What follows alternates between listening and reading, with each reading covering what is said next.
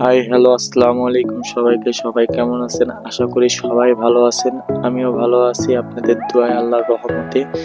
তো আমার চুলগুলো অনেক বড় বড় হয়ে গেছিল, এই ভেবে আমি বাসা থেকে বেরোলাম যে আজকে চুল যেভাবেই হোক কাটতেই হবে। এই বেরিয়ে আমি ফোন দিলাম আমার পাশের বাসার দাদার কাছে।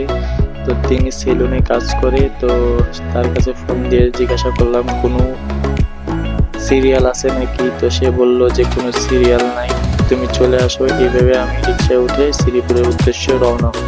এখানকার রাস্তাগুলো ভাঙা, তাই এদিক কম রিক্সা পাওয়া যায়, এখানে গাড়ি ঘোড়া একটু কমই যাতায়াত করে। তো যাই হোক, আমরা ধীরে ধীরে শ্রীপুরের উদ্দেশ্যে চলে যাচ্ছিলাম, কাছাকাছি প্রায় চলে আসছিলাম বাসা থেকে। এখানে আজকে খুব সুন্দরই বৃষ্টি হয়েছে, তো মোটামুটি খুব ভালোই লাগতেছিল। বৃষ্টি হওয়ার পরে একটা ঠান্ডা আবহাওয়া, আকাশেও একটা সৌন্দর্য অনুভূতি করা।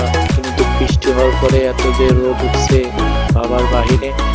এই বৃষ্টি হওয়ার পরে হয়তো বা আমি ভাবছিলাম মেঘলা মেঘলা আকাশ থাকবে, কিন্তু অনেকটাই রৌদ্র উঠছে বিকাল টাইম। আকাশের এই রূপ দেখে তো আমি পুরাই ক্রাশ খেয়ে গেলাম। এখানে আমি অনেকক্ষণ দাঁড়িয়ে দাঁড়িয়ে আমার ভাইয়ের সাথে গল্প করতেছিলাম, আর এখানে অনেকটা সুন্দর অনুভূতি ছিল। তো এটাই আমাদের শ্রীপুর বাজার। অনেকক্ষণ দাঁড়িয়ে থাকার পরে ভাবলাম যে দাদার কাছে যাই, তাকে আমি বলে আসছি যে আমি কিছুক্ষণের ভিতরে আসছি।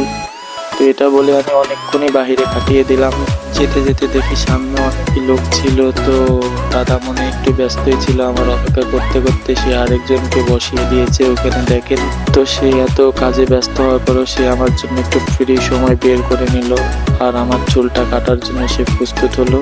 তো এবার আমার চুল কাটা শেষ, আর আপনারা দেখতেই পাচ্ছেন দাদার কাজটা অসাধারণ এক কথায়। আমার পাশে থাকার জন্য ধন্যবাদ। সবাই আমাকে এভাবে সাপোর্ট করে যাবেন। আসসালামু আলাইকুম।